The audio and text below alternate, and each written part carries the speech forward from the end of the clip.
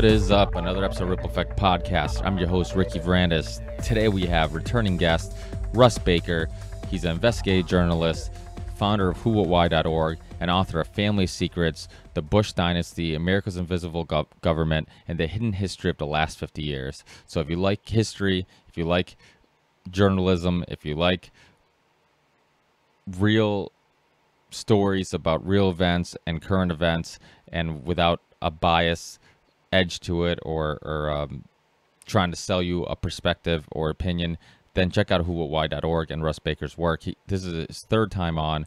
He's always a joy to talk to. The nice thing about having him on for the third time is that anytime I have returning guests, it always seems like it's much more relaxed of a conversation, and it's always super easy to hold a conversation and talk for a while. So we do about 2 hours, and we talk about everything from current events to personal opinions and perspectives to Trump and Middle East and some historical stuff and everything in between. So really fun conversation. Support Russ Baker's work, whowhatwhy.org. Listen to his past appearances if you're interested in some of his other work and maybe interested in what he talks about in his book, which I think we go over on his first appearance. And you can just obviously just search the Ripple Effect Podcast, Russ Baker, and you'll find the episodes. So also support the Ripple Effect Podcast with Patreon. We're now on Patreon, which is a great way of funding and helping things that bring some value to your life. I'm not sure if Who What Why is on there, but I am. So if you want to support the Ripple Effect Podcast, please do. You can send us $1, $5, $10, whatever you can afford a month. And it kind of gives me that little bit of motivation to continue this. If you can, do that. Also, we have the Theory 6 Music Project, which is my music project, and it's available everywhere. There's downloads, musical downloads, and that's another way of supporting the show. All that money goes to this podcast, because right now that music project's on hiatus because this podcast is taking up a lot of my time because it's been a blast and I'm enjoying it, and I only have so much time to spread to do these projects. So right now this podcast is priority one. So do that. If you can't financially support the show, feel free just to share it, post it, upload it. It's open source. Put it anywhere you like. I don't mind, and do all that good stuff. So you'll be surprised how much that helps, just tweeting a show, sharing a show, all that stuff. So please do that. And what else? I think that's it for now. Great conversation, about 2 hours. Russ Baker, whowhatwhy.org. Got a bunch of guests already scheduled, so look out for some new shows coming out very soon. And I'll see you guys in the next one. Peace.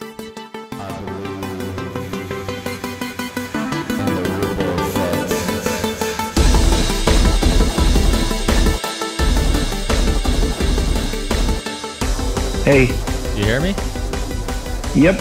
Awesome. Thanks for being with me. I appreciate it. No problem.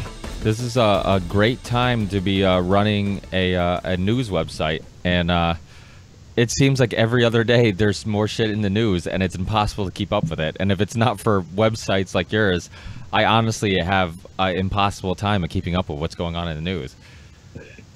Well, thank you very much. To be honest, we have an impossible time keeping up with the news, too. It's just gotten so crazy. And the reality is that Trump is an extreme caricature of a pretty stinky system. And, had the media been doing a better job and looking more carefully at what informs our government and our policy, they would have seen variations on this all the way through. And now, of course, it's exploded, and the media suddenly has decided to get religion, and everybody's all over this thing and competing with each other. And as you say, it is a great time because there's scoops coming in by the hour. It's literally, I think, impossible for almost anybody to keep up. There was a time where one of these stories might have had legs for weeks or even months, and now often after you read it, 5 minutes later you forget, even though it was pretty explosive. Yeah, CNN doesn't have to do a whole month of breaking news just because of a missing airline that they never found any actual information on. And yeah, because it seems like a lot of times mainstream media will just milk a story. I'm kind of just making fun of what I remember the Malaysia airline thing, and my wife would just be glued to the TV because CNN would just constantly say breaking news, but there was no new information, and they're just milking the crap out of that story because people were so intrigued with it that they knew that as long as they kept saying breaking news and people thought something new was going to happen, or there was releasing new information, people would stick to TV. And it's one of those reminders that the media really is just a business, and I think people tend to forget that. I think we have this idea that there's this moral and ethic thinking involved in the media, and they're more about exposing the truth and wrongdoing and all this stuff. But you know, people forget that those commercials between segments, I mean, they're paying the bills, and they have huge influence on what they show. And because they're paying the bills, and the more eyes they get on the TV, the better. But it almost seems like it's the younger generation, just as the older generation keeps kind of dying off, and really it's getting to the point where now people don't even take CNN seriously. I'm sure you've heard the recent story about the Reddit kid who made the Donald Trump meme. For people who didn't see it, it's a meme that Donald Trump retweeted. It was somebody took the video of him when he did an appearance on WWE, and he was like clotheslining somebody and all this stuff, and they put a CNN logo on the face of the person he was beating up, and then Donald Trump retweeted it, and it caught on like wildfire, and then CNN goes off and basically threatens to release his kid's information, to dox him, and gets an apology from him, which to me is scary.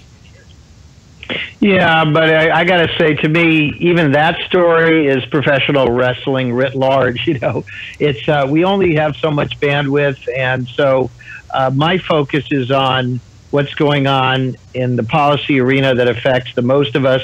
I mean, I think that media, pro and con, and as you probably know, I am quite a critic of the media, have long been as a member of the media. I started our news website, Who, What, Why, as a reaction to what I saw as the real limitations of the media, both the so-called mainstream and the alternative media, what I saw that they weren't doing in terms of just pursuing every story, regardless of whose ox gets gored and what the readers or audience likes. But I have to say, I mean, these are real stories, and I do think that it's an exciting time to be a journalist. I think these new organizations are energized right now. They have the thrill of the hunt, and certainly what's unfortunate is when this kind of work should be done all the time about everybody, and not just when they smell blood in the water. But they do smell blood in the water, and it's pretty safe for all the news organizations to compete. But having said that, I think these revelations that are coming constantly, as you pointed out, their tendency to cover something where there's nothing going on, and just kind of drag it out, and people are mesmerized and watch it. This is different. This is where stuff is coming out constantly. These are real and interesting developments, and it's a little bit like being glued to a drama with constant twists and turns, and that is pretty good entertainment, I must say. Yeah, but what's your opinion on the fact? It seems like when the internet when people started really having 24/7 access to the internet, once it started getting on cell phones and stuff like that, there was always that joke that like now bar arguments will end much quicker because we'll argue about something and we can Google it immediately and find out who's right or who's wrong, and we don't spend all night arguing at a bar. But I think it's gotten to the point now where almost it's gotten to the point where now you can Google about anything and find something that backs your argument. So it's almost gotten to the point where there's like so much information and so much conflicting information. I mean, maybe it's just the fake news meme kind of blowing up and people kind of reusing that term over and over again. But it seems like there is a danger of the fact that people have a hard time now knowing what's accurate, what's not accurate, who to trust, who to believe, what not to believe. And it seems like whatever you believe, you could probably find some echo chamber or somebody who's written a column or written a perspective that kind of will cherry pick the opinion that you're looking for. And do you think, you being editor-in-chief and creator of Who, What, Why, do you feel like, that it becomes even more important to make sure that every story you get or you do post is correct, and you're not posting anything where people, well, I mean, do you stray away from opinion, or do you guys try to tiptoe that line? I mean, obviously, a lot of people say it's almost impossible not to let your own personal opinions kind of have some influence on what you're saying and writing and stuff like that, which I think some people, most people respect and agree that that's okay, as long as it's not causing you to completely manipulate a story. But from the perspective of who, what, why, and what you guys do on a daily basis, I mean, do you feel like that's a conscious concern of yours to make sure that you guys are considered one of the trustworthy websites where people can go and get factual information? Yeah, I mean, to some extent, Who or Why is the news equivalent of slow food. We do take our time, and we do think about and discuss things. We tend not to rush things onto the site, so there's not a lot of so-called breaking news on there. Most of these pieces have been marinating for hours, days, weeks, sometimes months. And that means that, generally speaking, we take a long view, and we hear from people all the time that they say, gee, I discovered something you ran last year, and I found it so informative. So we're trying to stay away from the sort of perishability of news. If you want that, there are a multitude of outlets you can go to. By the same token, we're also trying to not compete with these sites that are primarily people expressing their opinions. But where we think there's a shortage is in asking the deeper questions and trying to really understand what things mean.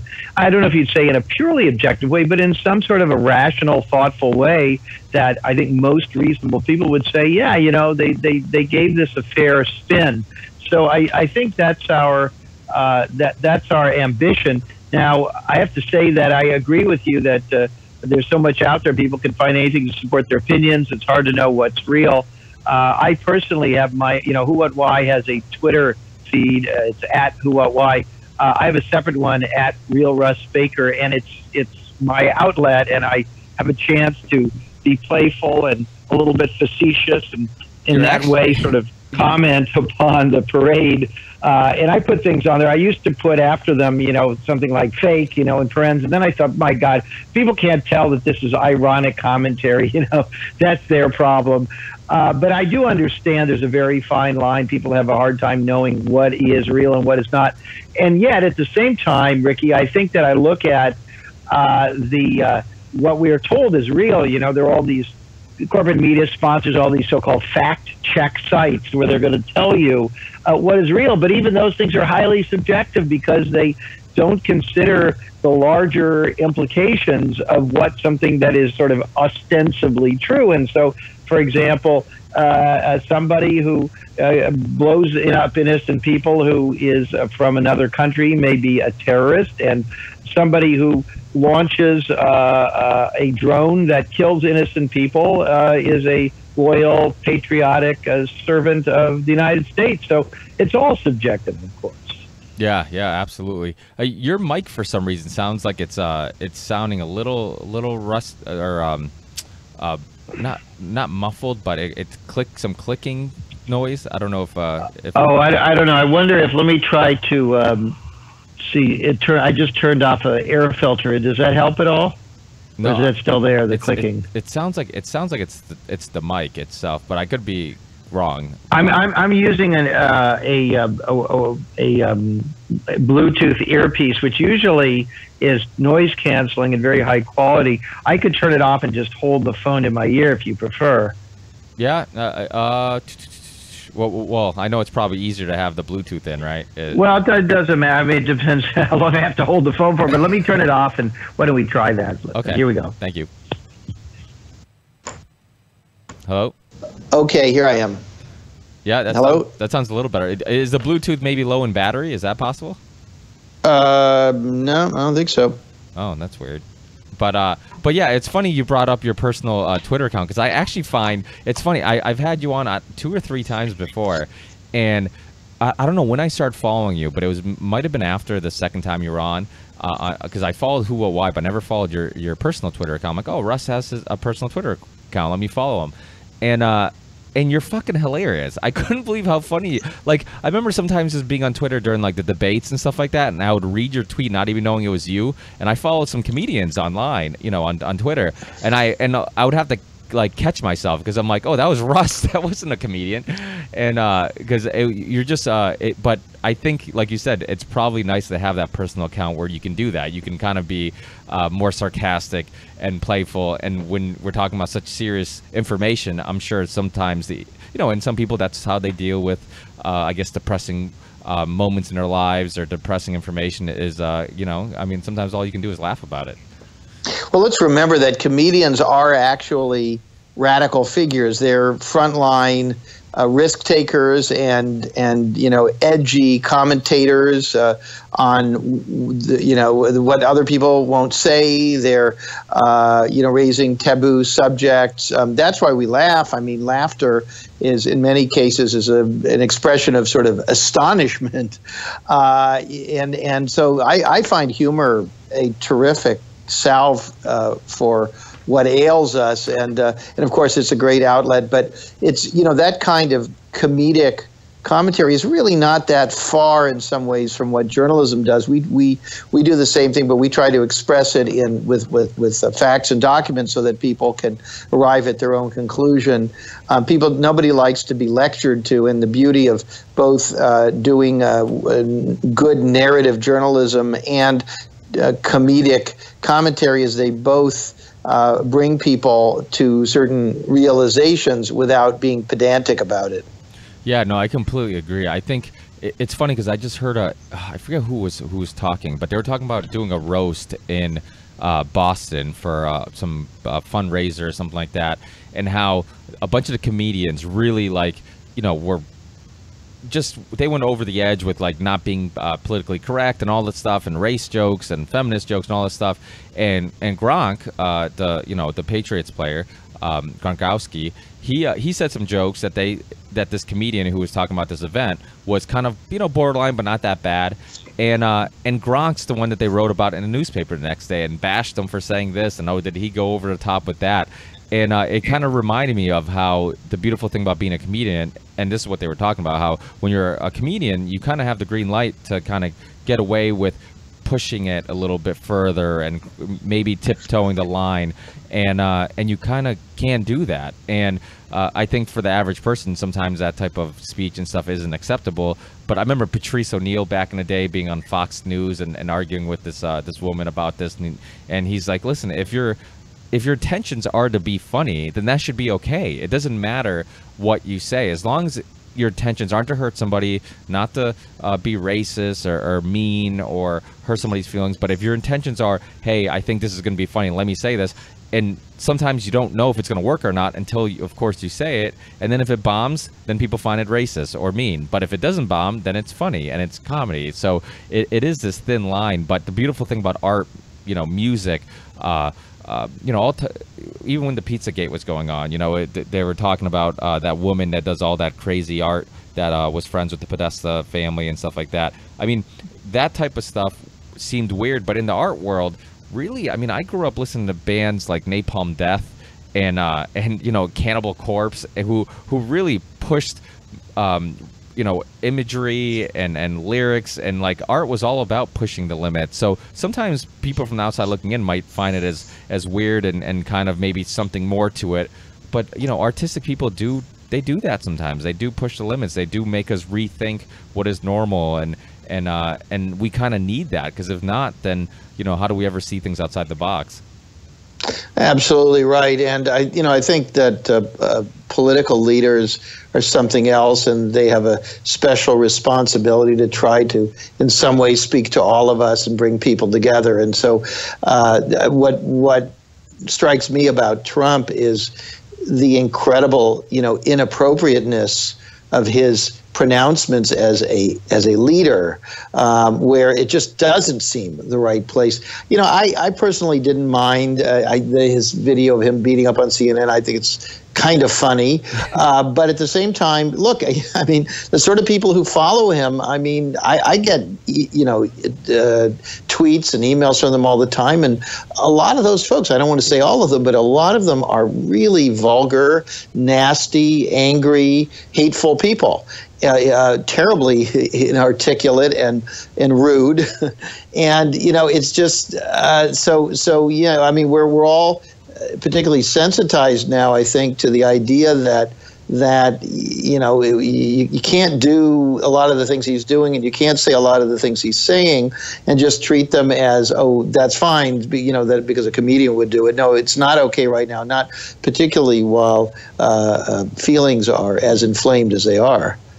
Yeah, but the weird thing about Trump is, I think that CNN thing was actually hilarious. I thought it was pretty funny, and I don't know why anybody would take it that seriously. I don't know why CNN took it that seriously, and but I think the thing about Trump is one of the reasons I think he appealed to so many people was that when people are so afraid of the same cookie cutter type of politician, just the fact that even if you didn't like his personality, even if you didn't think he was a good person, the fact that you at least seemed like you knew who he was. Like, he was, okay, he's a piece of shit, but he's a piece of shit. That's like, he's a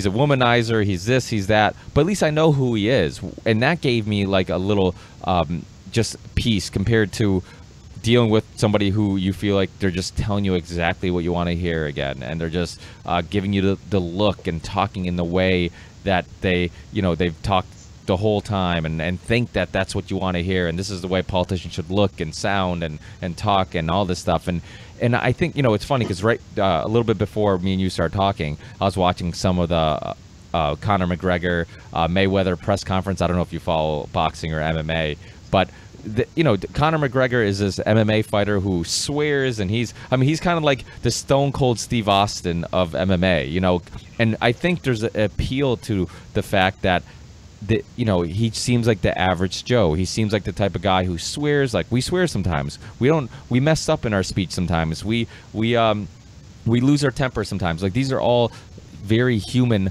aspects to our everyday lives and personalities. And when I think people see that come out, and it's not just like this fake person who's trying to seem perfect all the time, I think that there is an appeal to that. People seem to like that.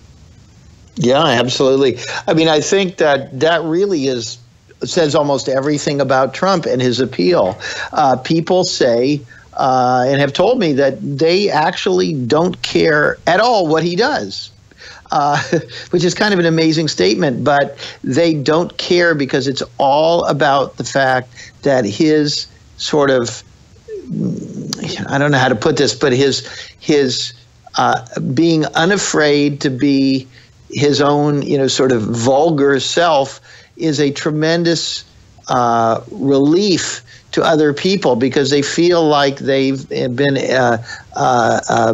biting their tongues about how they feel about other people, particularly other countries, other races, and so forth. And he seems to liberate them and tell them that that's okay. Now, there are obviously some very negative consequences of that. And I think the reason that CNN reacted the way it did about him beating down CNN is that we journalists do feel a real danger.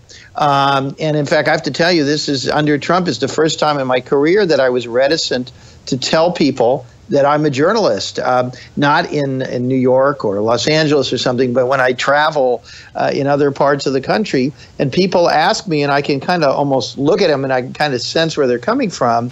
I know that telling them that I'm a journalist is going to lead to no good. So, these are tricky issues, and it's very hard to get it all right, just as it is about being able to joke and express ourselves. We all have reactions to everybody who's not exactly like us.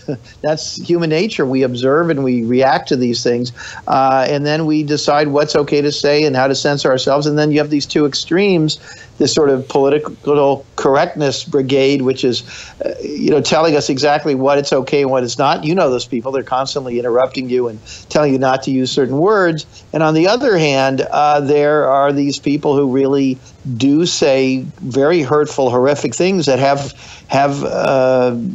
significant consequences. So, like everything else in life, it's a little nuanced and a little tricky to get it right. But don't you feel like, because my opinion on free speech is that people should have the right to say, it's like the Bill Maher thing recently. He apologized for what he said. And yeah, it wasn't funny and he probably shouldn't have said it.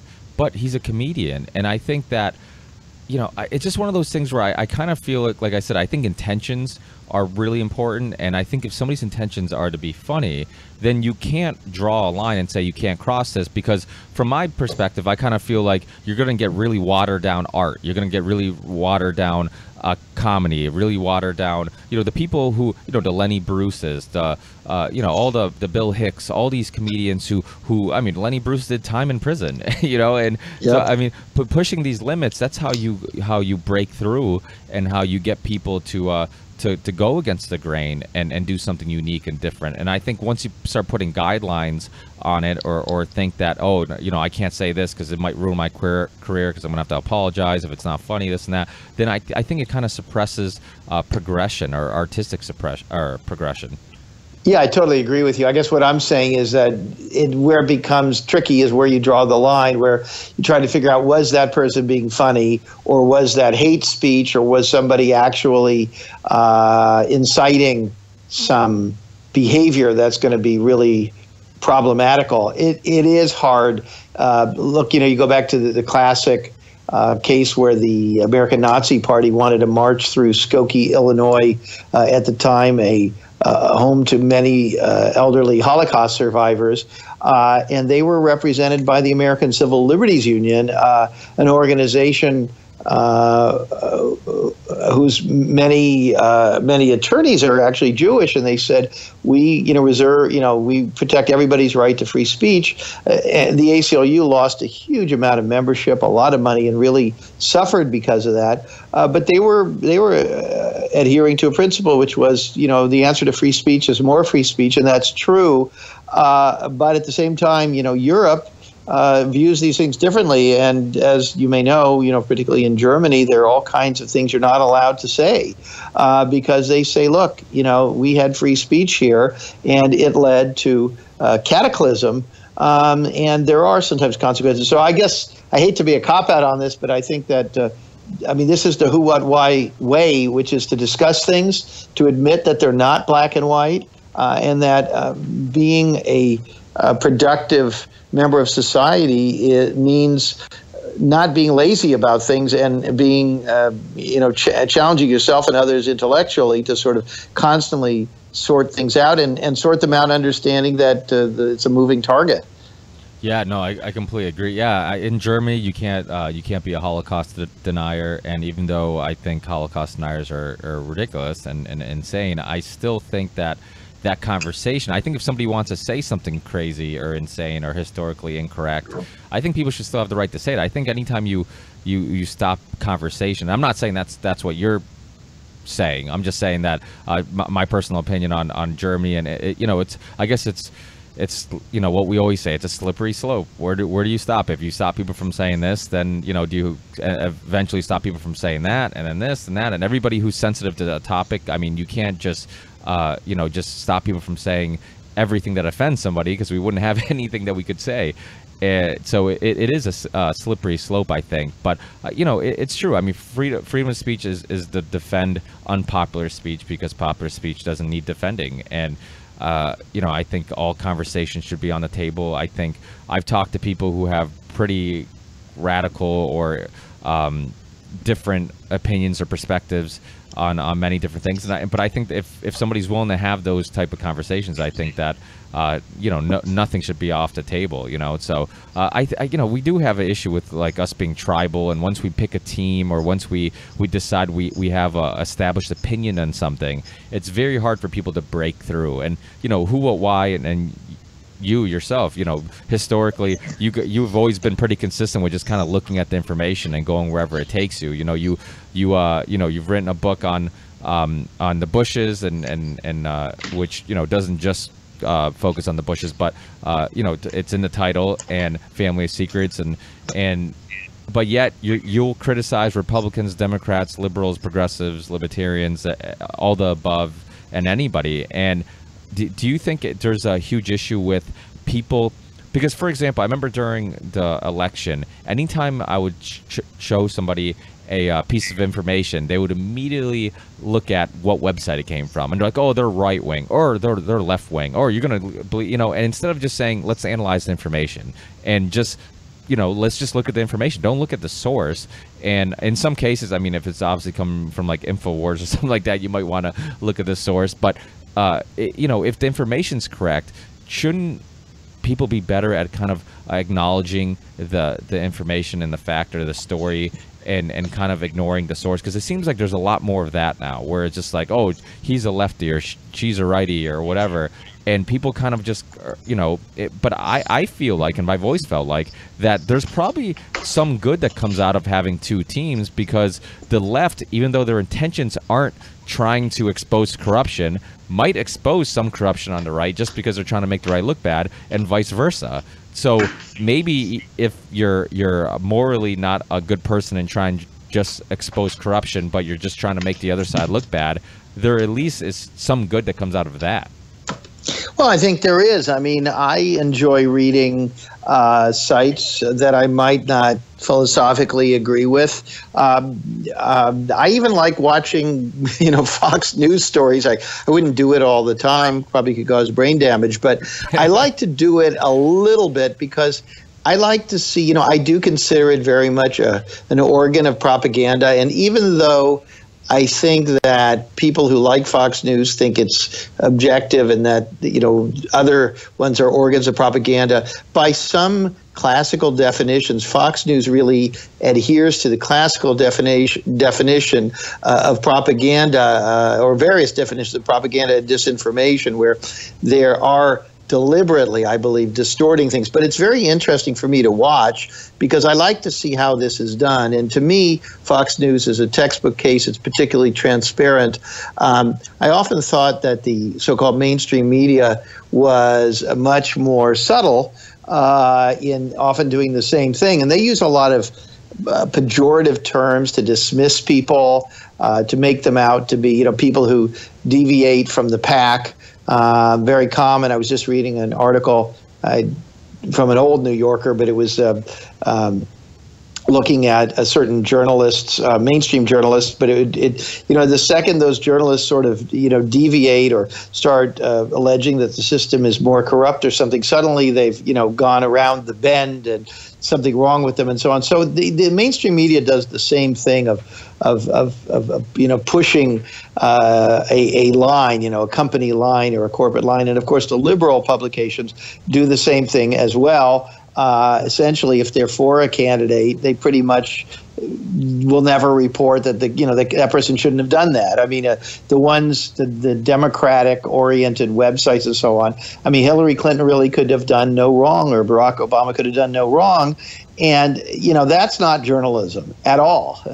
And so at Who or Why, I mean, we find ourselves. There are lots of folks who like us, and of course, more people discovering us every day. We're sort of a best-kept secret still, but we are growing.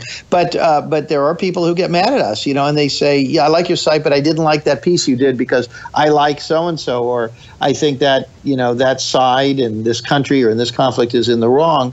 And my answer to them is, look, we're just trying to understand these things, and you have taken a side, and that's fine, but that's not what we're about. So it's a hard thing to do.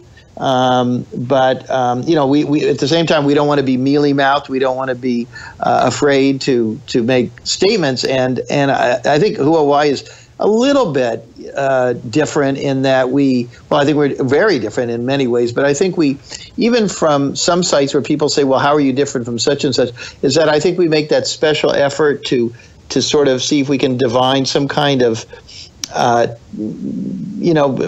somewhat subjective, but also somewhat objective truths from situations. Some people say everything's subjective, and we don't believe that to be true. If you're going to say, did that person steal that person's wallet?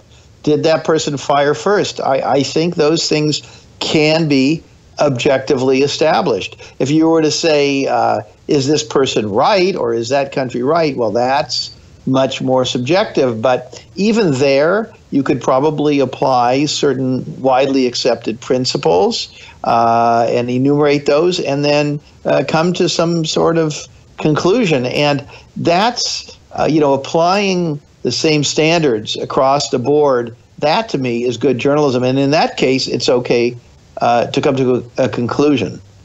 Yeah, no, I completely agree. I mean, it's like having a argument with a significant other. It's if you really analyze it, maybe one person is right, but of course it can be subjective on who is right, who is wrong. But if you really analyze things, sometimes you do have standards and stuff, and if you can put your own emotional interests aside, then you can kind of figure out, maybe who is wrong or who is right. But yourself, I mean, you haven't really talked about this in the past too much, but I'm kind of curious on growing up.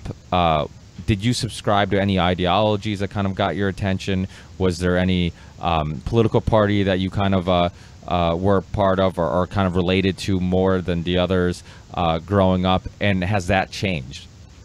I came out of a background where my father in particular, but I think both of my parents were very, both very aware. My father was, I would say, fairly political, but political in the best sense of the term, that he on his own, without any kind of prompting, became interested in what was going on in the country and the world, and in that sense, I think, was very much self-taught, and he became interested in people different than himself, and he began caring about them and doing things to right what he saw as injustices and so on. And so in that way, I would say that I was brought up very much in an environment where these kinds of things were discussed, and I don't believe I was ever told to be a supporter of a political party. I was never lectured about those things or told to take some kind of an action.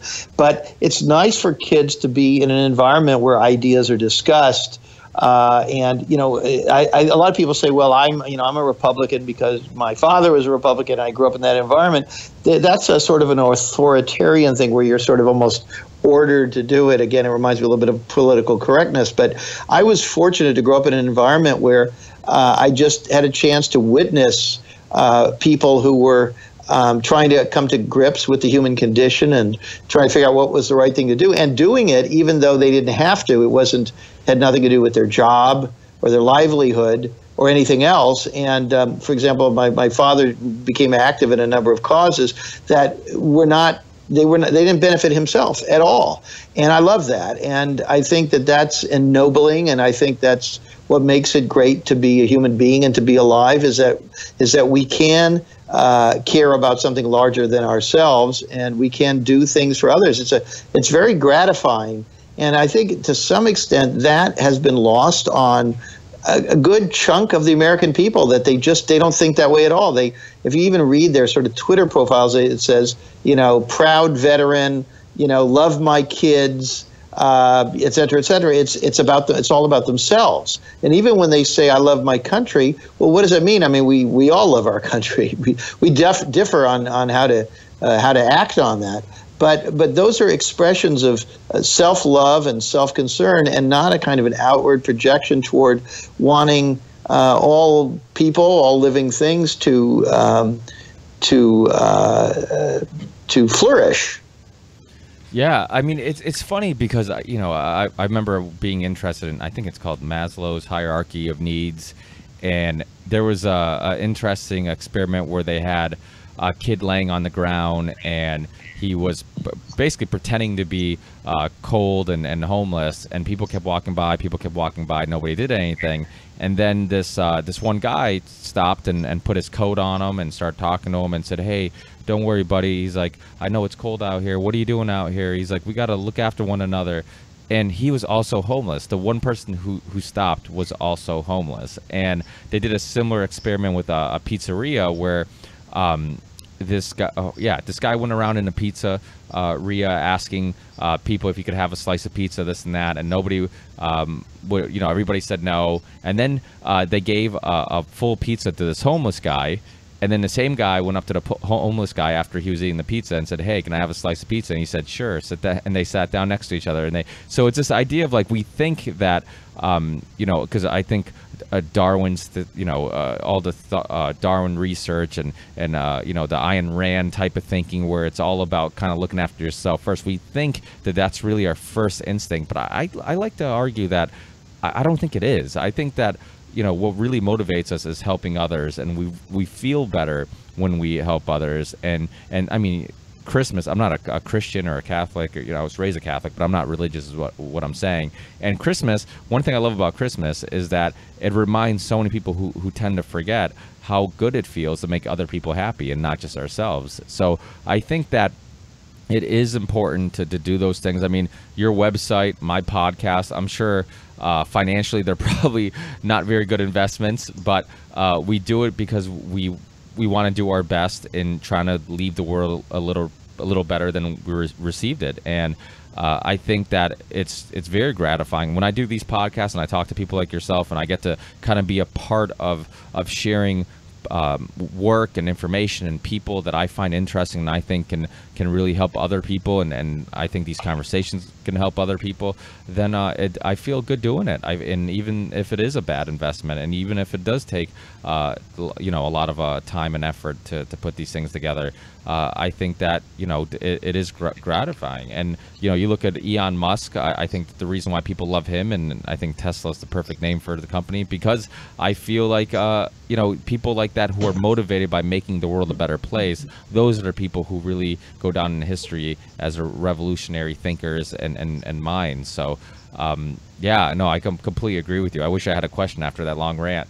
Yeah. Well, we were going to also talk a little bit, I guess, about Trump and Russia, and there's a lot more to discuss if we finished on that front. Yeah, no, absolutely. Yeah, well, that's kind of one of the reasons why I want to have you on, because I think the reason why your website and your work is so important, because people like myself who, you're a full-time, I believe you're a full-time journalist and author, and this research is really what takes up most of your day, but there's so many people who are easily tricked into believing bad information or picking a side because we're so busy with our everyday lives. We go to work, we take care of the kids, we got to mow the lawn, we have to go make dinner, this and that, and then we kind of hope that websites like yourself, like Who What Why, will kind of do the work for us, so we can get the right story and the right facts, and really be well informed. And really, like I started off the show, there's been and usually during, like, we have a family-owned construction company. During the work season, I struggle to kind of keep up with the news, but now since Trump has become president, it's harder than ever, because like we said in the beginning of the show, there's so much going on. And I kind of wanted, and I know that you've recently, have put articles up on Who What Why talking about the links to Russia, and I know you've done interviews. I know you're on Watching the Hawks talking about it too not too long ago. And so because there's so much misinformation, disinformation, so much information in general, what has your research led you to believe? Well, what's your opinion and perspective from all this? Well, I don't think we really know exactly what the full picture is, or the full ramifications of this Trump-Russia issue. When I first heard about the hacking and so on, I was wary and cautious, because I think that's the right posture for a journalist. And I have to say that, having now had, whatever it is, half a year of digging into some of these things, there definitely There's definitely smoke there. There's definitely fire there. There really is something there. It's a real story. It's not a fake story. It's an important story. Is it the most important story? Is it the only story? I'm not sure. How big is it? How much of it is something that's that somebody could justify? I don't know. I mean, it is true that when the PAC goes after anybody, then because there's so much, the dominant conversation is all in a particular octave, that's what you're hearing and that's what you're assuming. In other words, if everybody keeps saying bad, bad, bad, bad, bad, you do assume that somebody did something bad, and we sort of turn off our own faculties of analysis. And so I try to always keep those on. But I have to say in this case that, at whowhatwhy.org, we have done a number of stories, particularly one I'm very proud of that we did back in March about Trump Tower, his historic relationships with people associated with organized crime, business with those people, and then with people connected to organized crime and the so-called oligarchs from the countries of the former Soviet Union. And that's pretty potent stuff. That's real, significant. We always try to, give whoever we're writing about the benefit of the doubt. So, for example, when we discovered all of these people buying apartments from Trump who were wealthy people from the former Soviet Union, we, first said, well, is just because you're a wealthy person, does that make you bad? I mean, and just because you're from the former Soviet Union, does it make you bad? No. And just because you take money from those people, does that make you bad? No. So we had to start looking to see, is there something more here? And what we did find were patterns where there were some pretty bad people and there was some awareness, and this did seem like monies from these kinds of elements and interests who either could be classified as having, let's say, criminal profile or ramifications or connections, that there was more of that than one would be comfortable with, a lot more. And also that there was a lot of enabling of basically the theft of the what would you call it, the patriarchy, the resources of Russia and the Russian people, and the massive sort of looting of that, and then the moving of that abroad and laundering it. And there are several ways that money is laundered, and real estate is one of them. And it's a particularly good one, and we see with Trump in his real estate empire, and then in his other dealings with folks, that we see a lot of these, shall we say, quote unquote, interesting figures doing these deals with him, and in many cases the deals do look fishy. The Russian plutocrat, former Russian plutocrat who bought that house from him in Florida, way over market, tremendous profit to Trump. Now, was that just savvy on Trump's part and not on this fellow's part? Maybe, but if you look at the pattern of so many of these people doing these things, one does see a pattern, and one does have to wonder if there's not more going on. And in that article I reference on whowhatwhy.org and other articles we've done, and more to come, we are seeing clear patterns that he was somebody that people who were moving money, whether it had been ill-gotten or there was something else questionable about it, that they had determined that he and his enterprises were folks that they could do business with. So at a minimum, there's that. And then, of course, we could talk all about the allegations of election meddling, which I think are very important and need to be looked at closely.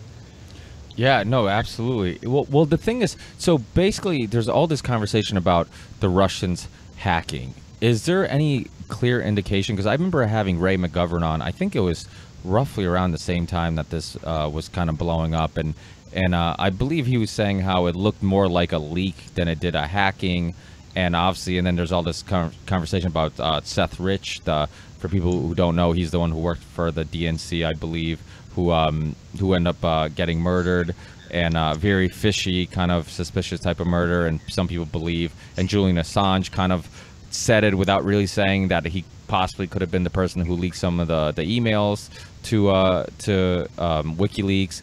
So there's like all this going on. Is there any actual links? And I think Ray McGovern said, he's like, there's not any actual real proof that it was Russia, the Russian government, that actually hacked into the DNC. But yet, if that's the case, I mean, isn't this a very dangerous game we're playing of these politicians trying to win this political war by poking at a military power like Russia? Yeah, so, as far as whether that was Russia doing it, surrogates and so forth, I'm not an expert. I don't think anybody in the media really is an expert, although they play experts on TV. And I tend to say I'm not absolutely sure on many things, maybe most things. And I'm not absolutely sure. The more I look at a pattern of behavior, such as since the election, actually just before the election, but we did some of the work on the recount of some of the ballots in certain states, and there was documented efforts coming from Russian connected domains that seemed to be testing various local governmental entity computer systems. So I'm inclined to think that there are strong indications that non-American players somehow associated with those interests were doing something. But as to the particulars of exactly what they were doing, or if it was Russia, and particularly, on Putin's orders to hack into all of these places. Trump seemed to think it was he invited Putin to find the Hillary's deleted emails. I think there's a general sense from a very broad range of people that it is likely that it was Russia or Russian actors. I have to say again, in the interest of fairness, I'm sure that the United States has formidable resources of what they consider to be, white hat hackers testing everybody's systems. Supposedly they were going in and preventing North Korea's missiles from being effective, jamming the launches. Yeah, I heard that too. And of course, we would see that as very beneficial. I don't know if you could argue that trying to go in and affect elections would be seen that way. But of course, on the other hand, if somebody was running in some country and was perceived as very dangerous, if North Korea suddenly held an election, I would imagine a lot of people wouldn't have any problem if some hackers went in there, tried to make sure that Kim was not elected. I just try to bend over backwards to give the benefit of the doubt. But I do think that foreign meddling in elections is a very grave threat, and I do think there's some smoke and fire there, and I think we have to continue digging into it. Now, I have to say, by the way, that whowhatwhy.org, our site, also is concerned about domestic inappropriate shaping of election results. And our site has been almost alone in talking since before the election, since well before the election, about the dangers of our computerized voting. And we did talk about the threat of foreigners getting in there, but we also talked about the danger of people from the United States getting into these systems.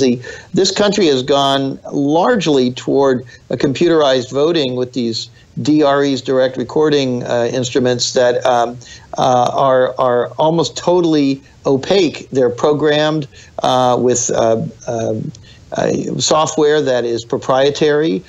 There are really no safeguards, and in theory, if somebody in these companies wanted a certain outcome, they could make those outcomes happen. Now, people argue about how easy or how difficult it would be, and are individual machines directly connected to the internet, and how would you do it? But I think enough people have proven that these machines can be manipulated and can be hacked, and then the only question is, would somebody actually do it? So I would love to see this discussion of Russian hacking in the broader context of how can we secure the American voting process to reflect the will of the people. Yeah, no, I completely agree. I think that people don't realize how easy it is to hack these machines. And like you said, it has been proven. It's been showed. If nobody's ever seen, I think it's an HBO movie, Hacking Democracy. Great documentary that really shows, just how easily these machines can be hacked. And also, I know Greg Palast, the investigative journalist, also has a documentary that came out recently called, actually haven't seen it yet, but I know he written a book the same title called The Best Democracy Money Can Buy, and it's all about voter fraud and all that stuff. So there is a lot of meddling in our election, just by our own politicians and people involved. And historically, that people talk about JFK having tons of dead people who voted for him and all this other stuff. So it's historically that's always happened. But even just with foreign affairs, it seems like pretty hypocritical, or at least a lack of a historical perspective for people to think that if Russia was influencing or in some way trying to influence our elections to sway things one way or another, that to think, so I think a lot of people who say this don't realize how often we've done that, just recently in Ukraine and I mean, historically, taking down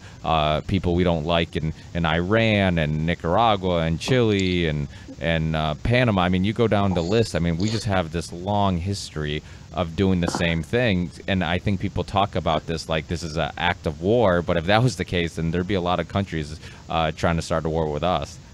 Well, that's absolutely right. And of course, I mean, I personally, and I think other people who are share these kinds of analyses, are not invited onto the American media. And I might point out that, many people sort of, liberal favorites like MSNBC won't have us on either. They're a shade, but they're a shade of the mainstream, and they're carrying water for a lot of these same things, and they're not going to have you on there to remind people about all of the things that the United States has done wrong. It's always, if the U.S. has done something wrong, it's always couched in, they said that if we went into Iraq, everybody was going to shower us with flowers. It didn't happen. But it's largely about, that the imperialism didn't work. It wasn't that it shouldn't have been done or that it was hypocrisy or something. And so this is just a huge problem that we have. Now, having said that, on the other hand, the larger issue with Russia, with Trump, is that, and this is coming out here and there, but I don't think people understand it very well. Russia has had so many problems, and I do think that Putin is quite desperate to salvage the situation. The problem is that not only do they have tremendous problems, their economy is in terrible shape. Their cash cow, which is fossil fuels, that market suffered greatly and continues to suffer, and they're really having trouble functioning as a country. And so they're desperate. So it is for them a matter of national security to start fixing the situation. And how do you do that? Well, these things like Ukraine, a lot of the other things they've done, and what I think may well have been hacking and other efforts, we do think that they were involved with some of this effort to target voters, to turn them out for Trump, that they were involved with that. And I think that they determined that it was absolutely crucial for Russia that whoever be the next president be somebody who was more open to working with them. I think they saw Hillary Clinton as a real foe, and that she wanted to also show how tough she was. And they feel that Trump is a guy that they can do business with. Now, that gets into more complicated things, including, the fact that Putin is a mixed bag of on the one hand, Russian nationalist, and I guess you'd say patriot, who's trying to make decisions that are in Russia's interest, and also a guy connected with an awful lot of thieves who, and I think along with him, have stolen tremendous amounts from Russia. So it's a mixed bag there. And I think that Trump on account of the fact that his finances have been bad for so long, and he's depended so much on Russian-related investments over the years. I really do think he might have gone under over some course of the last 10 or 20 years if it were not for this constant infusion of money from people, in some ways, at least second or third hand, connected back to Putin. And there is a real concern that Putin does have some control over Trump. Now, the good side of that is that in that sense, Trump is less likely to get the U.S., I suppose, into some kind of a violent confrontation with the Russians. But the bad side is you have to wonder where the loyalties and the priorities of the President of the United States are. And that's a very real, kind of Manchurian candidate type scenario for us to worry about. No, absolutely. And I think that's really important, because one thing I always argue during every election time, I remember when Mitt Romney ran, you always get the same argument that, if you're a successful businessman, then when that's the type of person we want as president, because we're in all this debt and we need somebody who obviously knows how to run a business and this and that. And I'm just like, they're not related with one another. You don't want, to be a successful business person or business owner, you kind of, morals are basically go out the window, and it's all about, how do I make the most money all the time? If it means, burning bridges with people, if it means doing unethical things, unmoral things, money always trumps morals. And when you become a public servant like the president, then morals should obviously trump money. So it's always funny when people, even when Trump was running, it was the same type of discussions people would have, is that, oh, well, Trump, he'll fix the country because he knows how to run a business. And I'm like, wait, but we understand that corruption is a huge problem in politics, and doing favors with people and doing favors that benefit corporations and powerful people, and not the people of the U.S. citizens. Then what makes you think putting somebody who's made a living off, trying to do what's best for him and for the bottom line, what makes you think that he's going to not continue doing that? And I think that people, for some reason, I don't know if it's just the conservatives doing a great job of kind of telling people, regurgitating this idea that, they're successful businessmen, they would make great presidents. But it seems kind of silly to me. Yeah, it's usually quite a shock when a business person suddenly becomes a public executive, because it is so different. And as you say, in business, it's about delivering for themselves and delivering for their key shareholders. And very often, the workers are screwed, and the customers are screwed, and the competitors are screwed. So if you were to apply that to the presidency, it would not work very well. And we've seen historically that in many ways, the best presidents tend to be people who were actually in government already, whether they were legislators or they were working in the executive branch or what have you, that they understood the need for compromise and the need for inclusiveness. And, you're going from jobs where, although you may have talked about how you served the public, you really were not doing that at all. That wasn't the priority there of the people who wrote your paycheck. And then when they move over here, and then suddenly they have to be speaking to everyone about the good of all. And it is not an easy transition. And frankly, a lot of the people who present themselves as such great businessmen actually weren't. If you read the books about Trump, you'll find out that, maybe he really wasn't such a good businessman.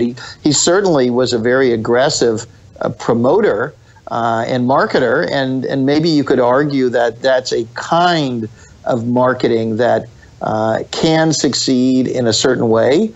But he's also, he bluffs, and he has bluffed all the way through his career and put a positive face on things while there was chaos reigning behind the scenes. And in that sense, I guess he's maybe a little bit accustomed to what's happening now, that he's continuing to insist everything's absolutely wonderful, and anybody who criticizes him is a bad person, while he himself is facing the panic and constant crises. So maybe he's used to this. Yeah, it's funny. I feel like Trump was the first Kardashian. Like, you know how we always talk about how, like, the Kardashians, how nobody knows why they're famous and why they're so popular, but they stay rich and relevant by convincing all of us that they're rich and relevant. I feel like Trump kind of did the same thing, where he kind of took that technique and used it way before the Kardashians. Like, he kept talking about how great he was and how important he was and how successful he was, and then that's what kept him successful and relevant, was the fact that people kept talking about him. And as long as he stayed in the public eye, which he always did a good job with, you know, I mean, there's plenty of very successful businessmen in the U.S. that you know, most of us don't know their names, but yet everybody knew Trump, and he wasn't the most successful person real estate or whatnot, but we thought he was, because we could actually put a face to it, and we knew the name, and we knew. So it was just a great self-promoting machine where he just put his face and his name everywhere. And because even his family name was actually something else, right? It was something that sounded like Trump, but Oh, Drumpf, supposedly, with a D. Yeah, it doesn't look so good the on a original building. German name. Look, I mean, the thing is that he almost, you know, sometimes he'll say things about how successful and how terrific his products and his company and the way they do everything is. But when you really listen to him, or you look for details, he basically, like, you know, why are his buildings any better than anybody else's? He'll say, my buildings are great. People love my buildings. You know, it's this kind of self-fulfilling, almost kind of circular reasoning. And he'll say, everybody wants to live in a Trump building. Why? Because it's a Trump building, you know. Yeah. Trump buildings are the best, you know. And so it never really gets down to, well, why are they the best? I'm not clear. Is it better value? Are the building materials better? And then in the end, he says, no, you know, I mean, I got this building built for, you know, a fraction of the normal cost. And then he sort of says that he made a bigger profit on it by, you know, skimping on, you know, labor or quality or whatever. And then he sort of advertises that as that's why he's such a good businessman. That's what makes him successful. Ergo, that's why you want to be associated with him and why you want to buy into the Trump brand. So you're sort of paying to be in his retinue, you know what I mean? And kind of bask in his glory. That's the brand. That's really all that it is. But, you know, a lot of people are not such sort of deep thinkers. And, you know, it was very interesting to me. I wanted some of our reporters to go out and find out what was really happening with his properties. I haven't seen that much on it, but a lot of people, you know, would certainly not consider anymore buying anything with a Trump name on it. I think Ivanka's brands have had some problems. But at the same time, you know, notoriety also has value. And, you know, the kinds of people who were buying, even way back in his buildings, which we look at in that article I referenced on whowhatwhy.org. If you go in there and you look at those, the people who were buying in the building, these were not the most elegant or sophisticated people in the world, whether they were hoods or dubious individuals of for some other reason. You know, that these are, as you say, the Kardashian thing, these are people who are looking to be associated with a brand or glitz. And, you know, maybe the same people who would have liked to, you know, I don't know, have their picture taken with O.J. Simpson or something, that you know, the people would rather be associated with a big name than not. And certainly a lot of these foreigners who acquired enormous wealth over a very short amount of time, their quality standards and what they consider to be classy is very different than what you might have seen from old money or other types of people who would have been his customers otherwise. Yeah, I feel like it's great marketing. I mean, he markets himself the same way that a lot of luxury things market themselves. I know that like Maserati, for example, they have this car called the Ghibla, and it shares parts with like some Chrysler 300, you know, vents and some other parts and stuff like that. But you know, all the reviews are like, well, why is this car worth so much? Because it's a Maserati, and it's not really. You're not really paying more and that's kind of like what Trump does. Trump convinces you that the name, and this goes back, I mean, it almost goes back, I'm kind of indirectly talking about Edward Bernays' work and how he kind of changed he created propaganda and marketing and really convinced us that we want something because of the way it makes us feel. It makes us feel special. It makes us, kind of pulling at our desires. And Trump kind of does that, where he makes you feel like if you're staying at a Trump building, it's better because it's a Trump building, and people will look at you like, wow, you have money, because he's done such a great job of selling his brand as this luxurious brand where only the best and the brightest and the richest and most successful people use his brands and stay at his buildings, that you get that look. People look at you like you're the richest and most famous if you stay at these buildings. So it's great marketing, it seems. Yeah, it is, and it certainly taps into a popular and increasingly popular sentiment in our country, which is, if I've heard of it, then that's good. And I can tell you that I talk to people on a daily basis who, can't stand Trump and would say that they abhor that sort of, the kind of objectification of wealth and all of that. But I mean, at the same time, they'll say, "Oh, so what do you do?" And if you went to the right school, if I mentioned to them a journalism brand that they had heard of or that they looked at, they would be much happier than if I tell them I'm running a really interesting site you might not be familiar with. And I can see it right among progressives and liberals and leftists and so on, that the vast majority of them don't want to go look. They don't want to see something new. They're not curious about what the innovations might be or how it could be different. They're much more interested in, if I'm already a name brand, if I can say, oh, I was just on MSNBC last night, I've got a book the New York Times says is the best, that's what they want. And they're just as much status seekers as the Trump people are. It's just the status is different. You don't live in a Trump building. You live in a townhouse in the West Village, done by architect so-and-so. And so that's human nature, and that's certainly the nature of a lot of people in our society. They're all choosing their brand. So it is symptomatic, I think, of a larger, deeper problem.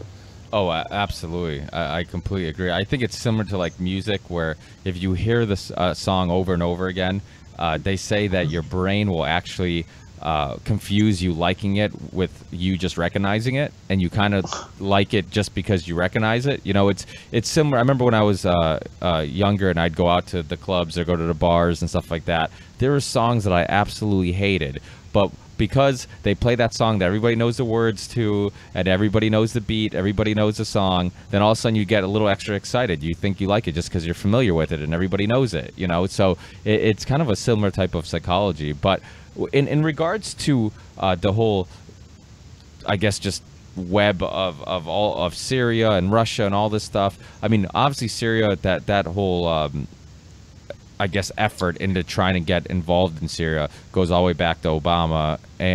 But is it? You hear all this conversation about it being very much influenced by a pipeline and Qatar and the pipeline going to Europe and all this stuff. From your just you analyzing it and your research, what seems to be the root cause or the reason that the U.S. is so obsessed with getting involved in Syria and taking out Assad, when obviously there's places like Saudi Arabia and many other countries you can reference that has very bad people that are equally as bad, that we could be focused on? Yeah. So first of all, I wrote on this subject a number of years ago. whowhatwhy.org was early and largely alone among media organizations in raising questions. The why, that's why we're called who, what, why the interest. And before we did it with Syria, we did it with Libya. And we ended up being right with Libya, and I think most people would agree, although typical media, again, now they all start saying, oh, that wasn't such a good idea, but they refuse to acknowledge or shine any light on a smaller organization like ours and say, hey, these people were better than we were. They were ahead of us. Let's bring them in and hear what they have to say. But we questioned those things. As I say, we questioned Libya, and then we questioned Syria, and we raised lots of issues about it. It's been a number of years since I've written about it, and I don't consider myself fully up on every aspect of it, but I will say this. It's a safe bet in none of these situations that altruism is what is motivating policy. And so if you know that, and you know that actually most people, if you really talk to policy experts, they would say altruism should not be the primary motivator of policy. They always talk about national interest, our national security, what's good for the United States. That's not the same thing as altruism. And countries don't generally go into other countries primarily to help them. But we were told in those countries that they wanted these people out because they were bad people. So you can assume that's probably not the reason. And in the case of Syria, it's definitely not the reason. There are, I think, a number of different elements there. One of the major ones, I think, is that Assad is one of the last holdouts in the region who had a relationship with and was something of a proxy for Russia. And before that, the old Soviet Union. They are a power that understandably, has made the Israelis nervous for a long time.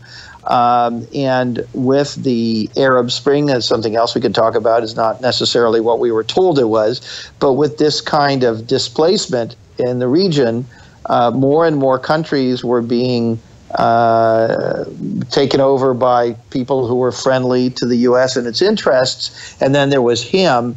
And so there are a whole bunch of different factors. I think that dynamic, his alliance with Iran, and Iran being a huge threat to the Saudis, and a sponsor of a different faction of Islam, and many other elements. There are issues about with Libya, for example, there were issues about immigration,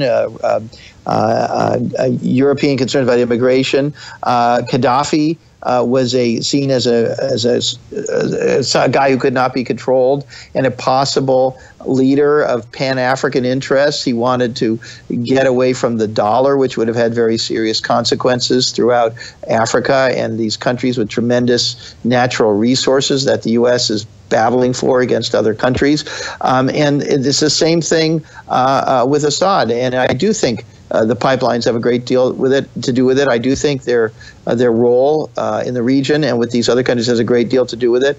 And I don't for a second believe it's about the fact that he oppresses his people, which he does. He absolutely does. But as you point out, he's hardly the only one, and that just hasn't been the criteria for intervention.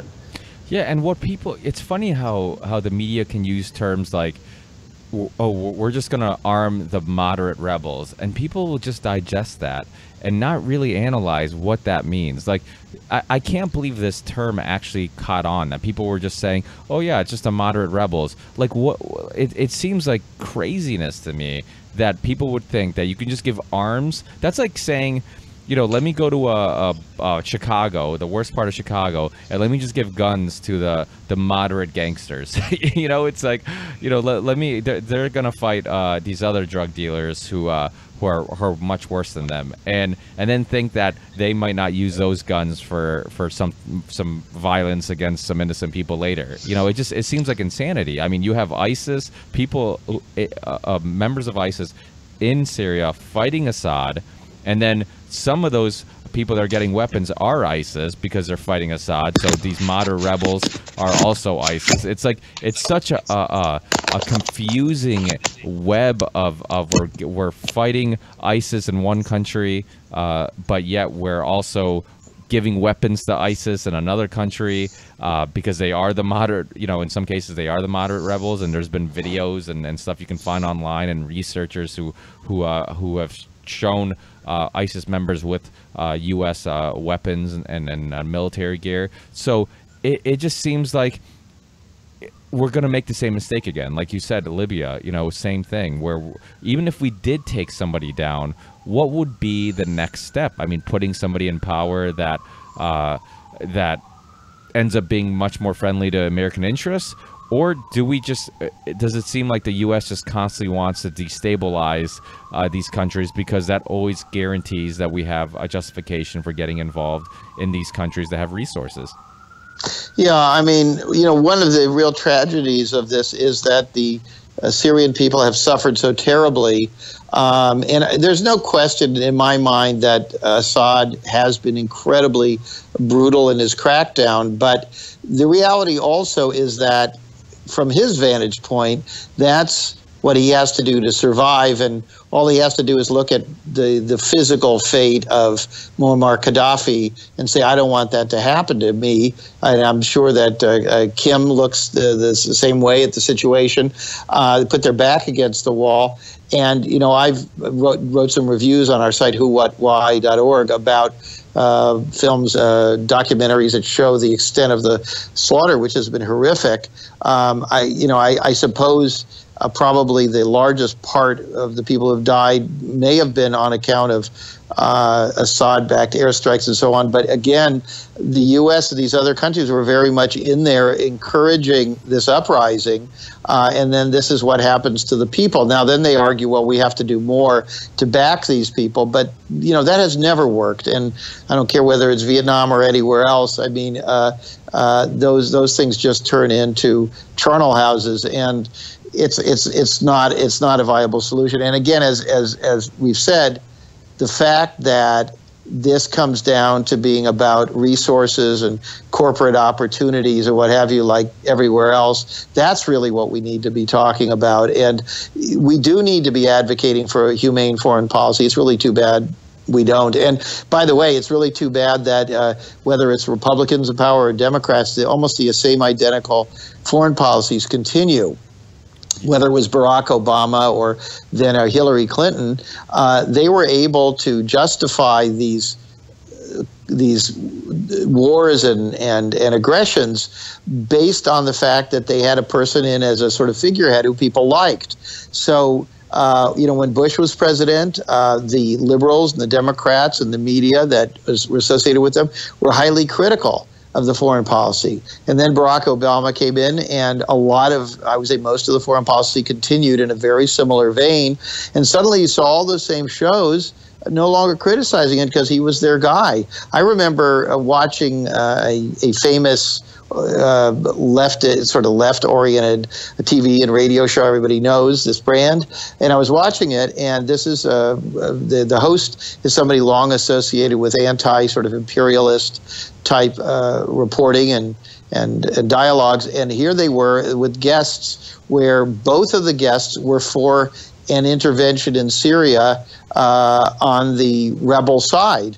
They were only arguing over what was the right strategy there. But I was struck that this program normally would have had people on there who were pacifists, who were supported nonviolent solutions and so forth, and they had completely abandoned it because of who was in the White House. No, absolutely. And doesn't that tell you how much influence there is behind the scene?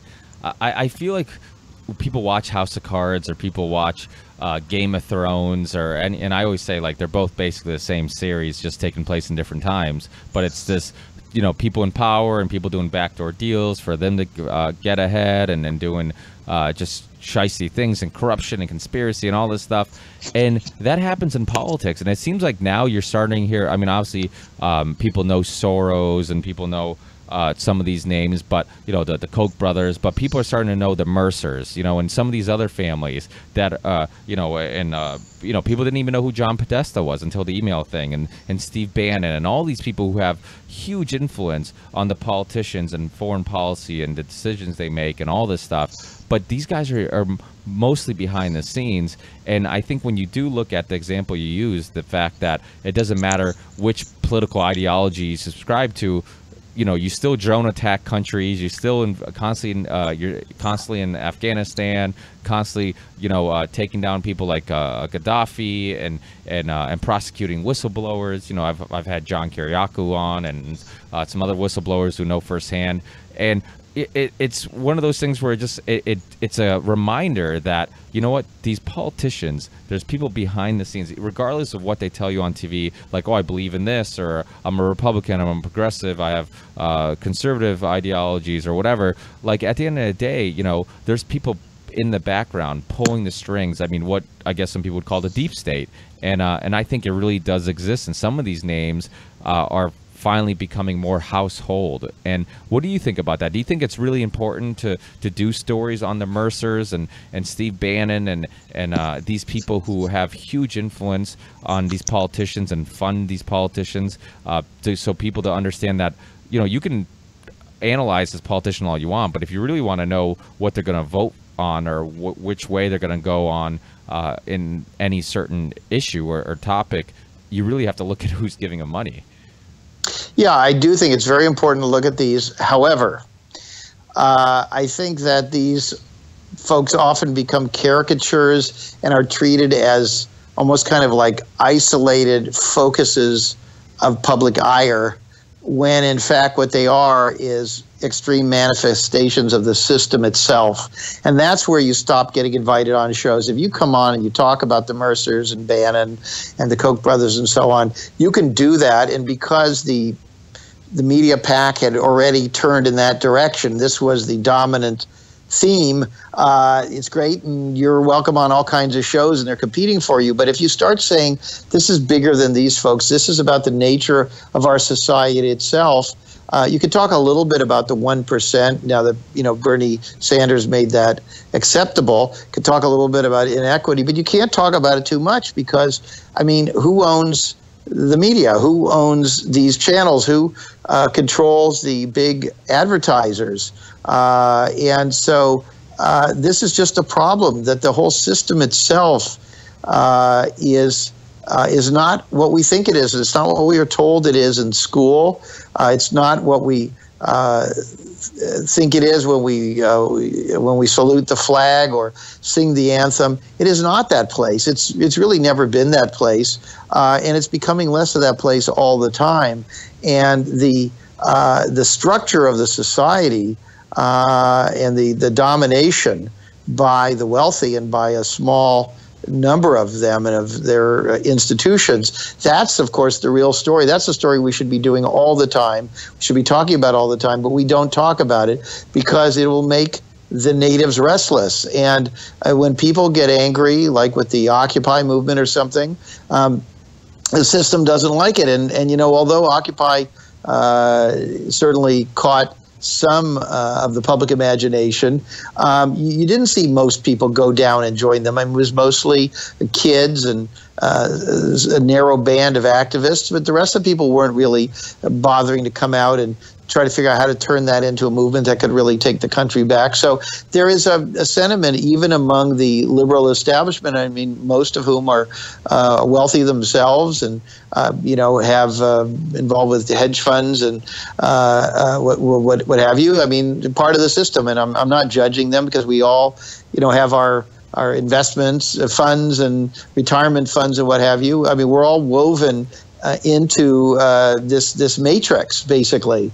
The society is structured in such a way that everybody thinks they have a stake in perpetuating a system that is actually not beneficial for most of them. That's the game.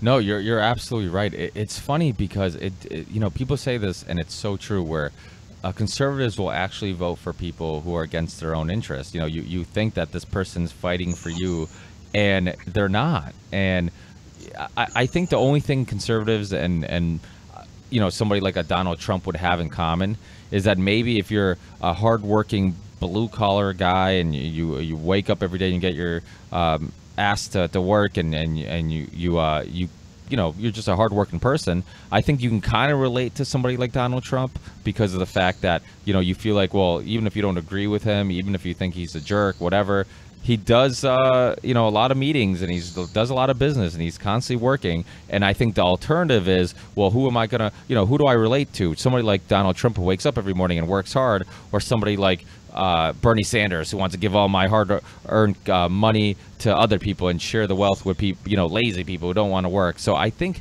that's kind of the appeal, because for a while I've kind of pondered on the idea of like, well, I don't get it. Like, you're middle class and you're a blue-collared, hardworking guy. What do you think you have in common with these multimillionaires like, you know, Mitt Romney or Donald Trump? You know, I remember Mitt Romney talking about how he was really struggling in college, that he would have to sell something from his portfolio. It's silly. Like, most people are eating canned food in college, and he's talking about a portfolio, and we don't have anything in common with these people, but yet some of the same people who don't have anything in common with them will vote for him or have their back. Yeah, I mean, as you said, part of it is admiration for the success, and people who themselves are focused on themselves. They see a more successful person who's focused on himself, and they say, that's who I want to be. They want to be just like him. They're vulgar, he's vulgar. They're angry at a lot of people, and they scapegoat people, and so does he. But he's more successful, so of course he's the figurehead. The fact that he doesn't care about them is okay, because they don't care about other people too much either, but then they have a commonality of interest they perceive. That's really, I think, the secret to his success. But the problem that I think the liberals, the Democrats at least, have on domestic policy is that they're articulating a more nuanced and complex thing. So, for example, a guy just sent me some insulting thing on Twitter, and I looked at his Twitter profile, and he says something about, get to work or get out, and I'm not, my money's not going to you.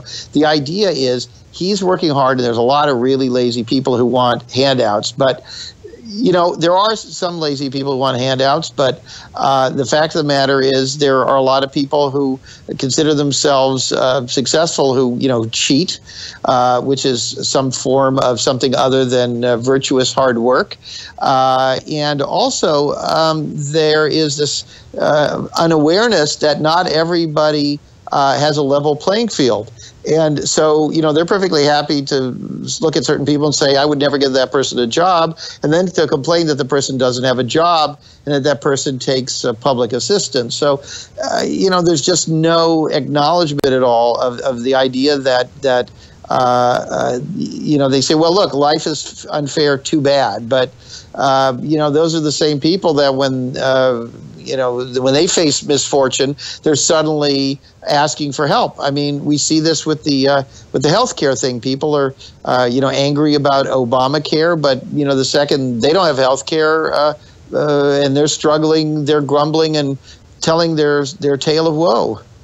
No, I completely agree. I mean, but I think some people would make the argument that at least if you're cheating, it means you're trying, and because I get it. It's funny. It seems like people would say this before when Trump was running for president, that he was he kind of was the dog whistle for racists. He was blowing a dog whistle for racists, and it kind of like a lot of people were backing him because they kind of felt like, yeah, this guy is anti-immigration and kind of doesn't anti-socialist socialist ideas and stuff like that.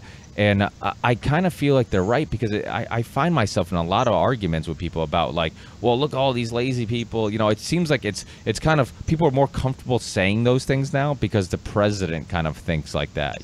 People, do you kind of get that feeling? Oh, absolutely. But and even, this notion that immigrants or people of other races are somehow lazier, it's fundamentally untrue. And if you talk to any employer, and I've owned businesses and run organizations over the years, I never saw any pattern at all showing that native-born white people were harder working at all. I mean, I'm not saying they're less, but I saw no evidence of that at all. And in fact, a lot of companies hire immigrants or people of color because there are an awful lot of white people who say, I'm not doing that job, forget it. They want better compensation for less work. So, to demonize people as being lazy or something like that is just, it shows a kind of a lack of awareness and being unrealistic. Almost, you look at factories, you look at slaughterhouses, you look at restaurants. I mean, who works in these places and who works from dawn to dusk for very, very little money and provides us with tremendous service and hard work in so many different ways? It tends to be those others that we demonize. So, and at the same time, of course, there is some truth to this, the notion that you can't, things are finite and no place can endlessly absorb more people. I mean, that's true. And I think this is the failure of the Democrats and the liberals, is that they don't acknowledge that there may be a kernel of truth, that even 10% or 20% of what these angry, really very intolerant people say, that there is some truth to that. I mean, they're concerned about their way of life. They were brought up by their parents being told that, the Friday night football game and Kentucky Fried Chicken and this and this and this and this are all the good things. And suddenly there are all these people who are into, same-sex marriage, and they look different and they speak differently and their food smells differently. And it's like, what the heck is going on? This is very disturbing to me. And that, I think, is really at the root of what is upsetting these people, because we all get accustomed to something. We don't like change. I walk in my neighborhood. I'm not happy to see the gentrification and how everything's changing all the time. But by the same token, I also acknowledge that when I first lived in my neighborhood, it was a little bit crummy and a little bit too dangerous, and I was glad to see some improvements. So, I hate to sound, on the one hand, on the other hand, but it's a mixed bag. And I suspect if we could find leaders who learned how to speak to everybody with a little more sophistication and a little more nuance. I don't know if it's possible, because in the end, the advisors and the media and everything encourage them not to do that. They want them to do sound bites. But as evidenced by, our conversation here, I mean, we've been talking forever here, and if I go on TV, I'm lucky if I get 3 minutes. Yeah, no, and I think that's a huge issue too, because, and you're right, I think there's a huge issue with getting us to fight among one another, because I think what's hilarious is when people, I'll be at the gym, I'll be working out, and I'll be talking to somebody, and they'll be talking about, these lazy bastards, I work my ass off and I'm barely making ends meet, and these lazy bastards are taking handouts, and it's hilarious, because I'm like, you know how many government subsidies are given every year, and how much money goes to helping a corporation and helping it's to help these corporations make more profit. Now, if you have a focus of anger, would you rather be angry at the guy who lives in the ghetto or the poor part of the city who might be getting some money for food, or the guy who has a private jet who's getting some taxpayer money? It's hilarious. Like, it's almost like while we're fighting among one another, they're kind of just cruising and set sailing, and they're doing all right, and they can keep on doing all the crooked deals and take taxpayer money, because we're all everybody from the middle class and down is fighting among one another. And I think a lot of these topics and subjects are much more complicated, and they're not one-sided. It is true that if you hand people stuff, you don't motivate them to work.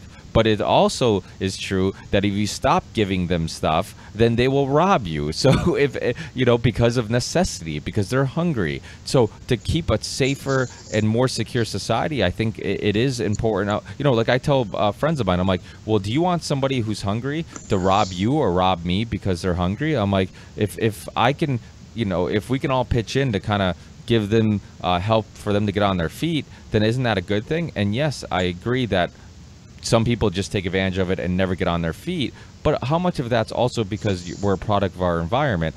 I always use the example that if I was raised in some really poor city and I didn't have any positive influences in my life, I didn't have any hard workers in my life who kind of planted these seeds of showing that hard work pays off and be proud of what you have and all this stuff, then I would be them. And if they were raised by my parents in my environment, they would be me. So we have to break the cycle, because shithead parents will just raise more shithead kids, and they'll raise more shit. But everybody starts off with a chance, and they all are a ball of potential, but we have to find a way of breaking that cycle.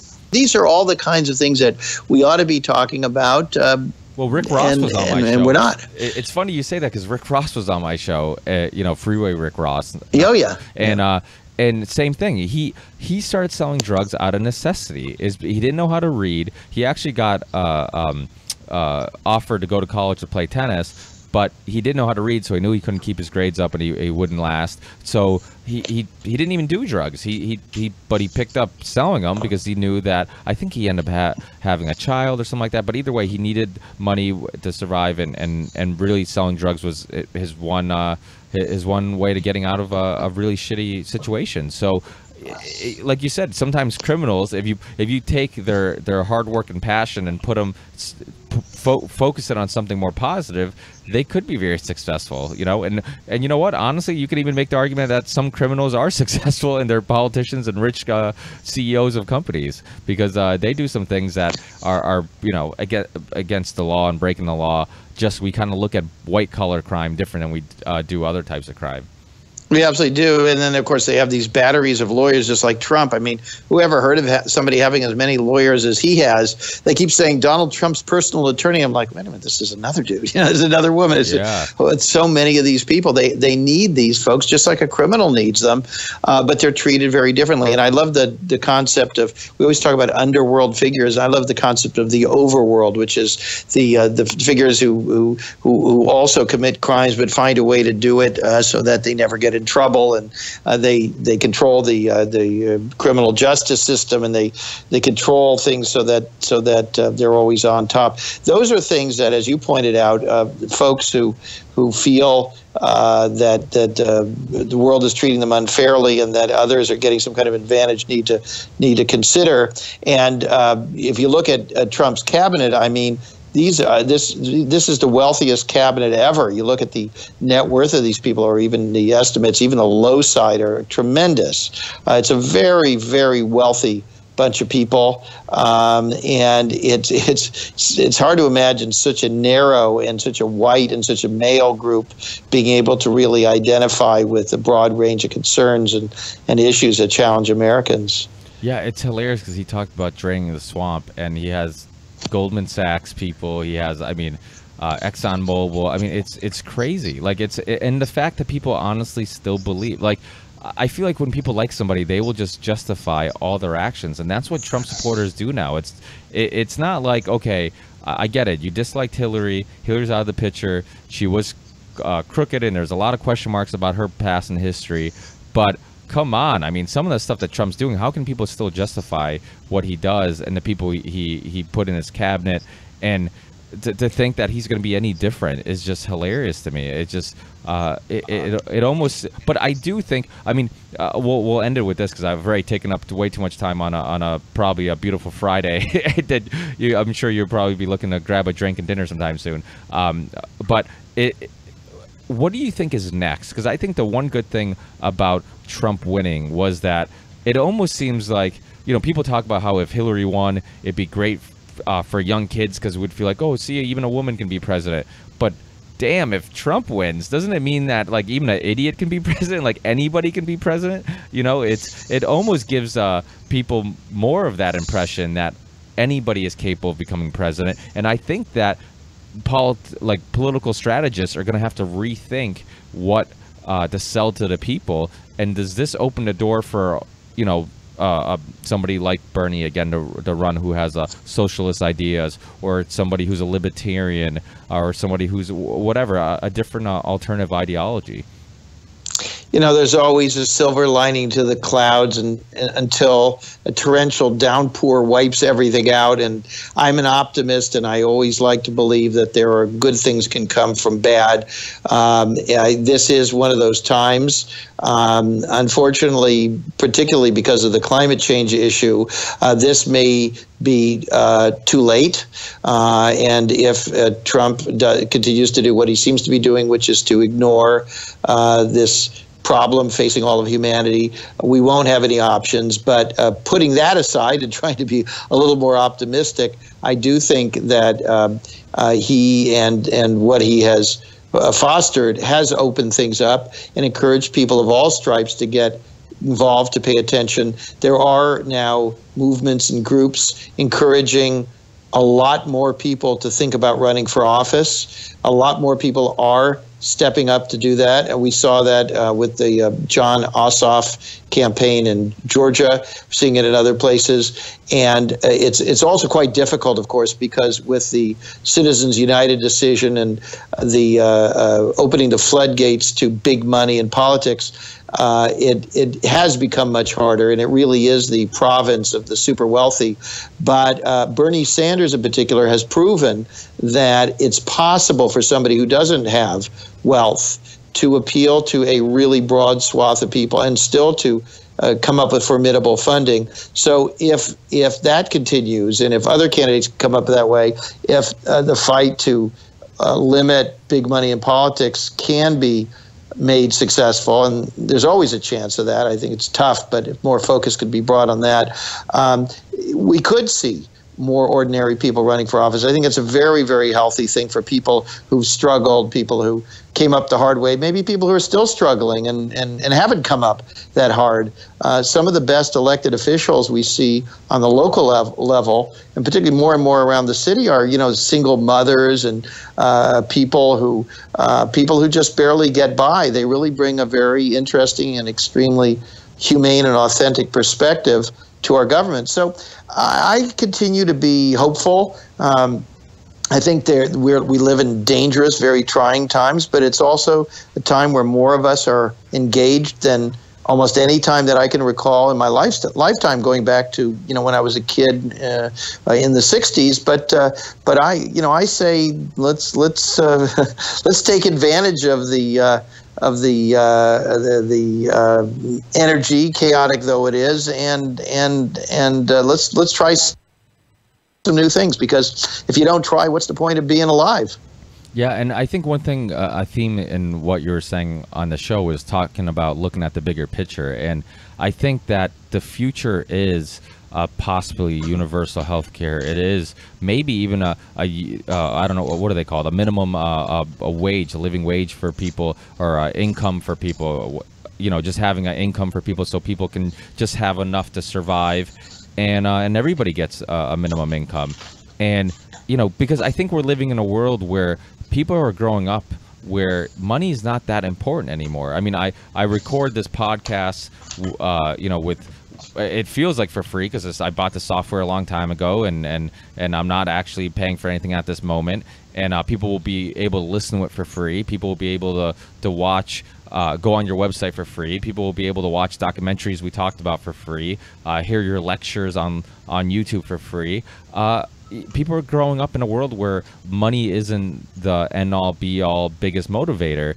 And I think people are going to be much more likely to be open to these different ways of living, of possibly, a basic income for everybody, universal health care, and, what some people would call socialistic ideas. But we already use some socialistic ideas. I mean, having the postal service is a socialistic idea. Police officers, I mean, it's all the same idea, this idea that we all pitch in and to get some service. And I think that's kind of in the direction we're going to, because when you and I were growing up, I mean, if I wanted to buy, or if I wanted to hear music I liked, I had to purchase it. I had to go to a concert and I had to buy a ticket, and I had to, if I wanted to watch a movie, I had to actually go to the theaters and pay for it, and this and that, where people are growing up now where they have more access to free stuff than ever. So I think it seems like they're almost more willing to kind of just continue that type of thinking of like, okay, no, the more stuff we can have for free, the better. Yeah, but it's tricky too, because I think people take that for granted and they don't realize how amazing that is. They don't realize that they can talk and text on their phone in an unlimited way without paying anything. And of course, everything's got to be paid for in some way. So it's a complicated situation, but I agree with you. A lot of Europe has a lot to teach us. Europe is not a perfect example in many ways.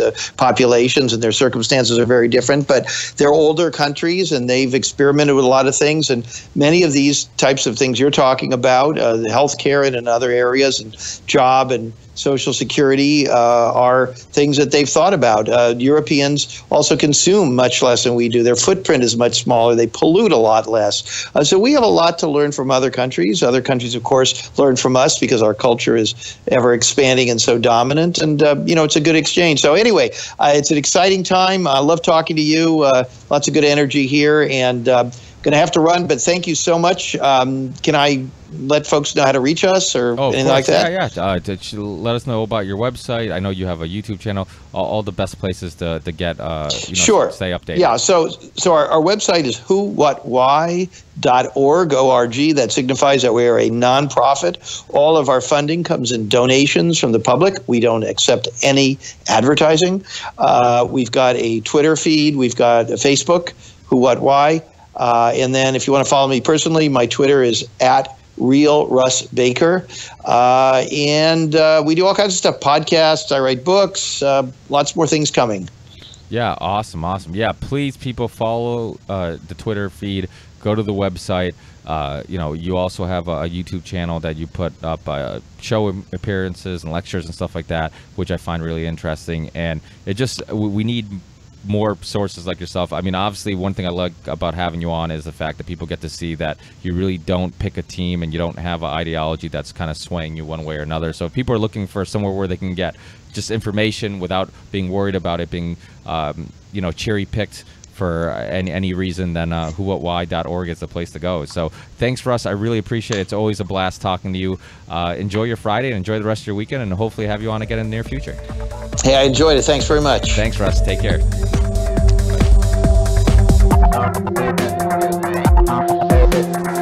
Believe.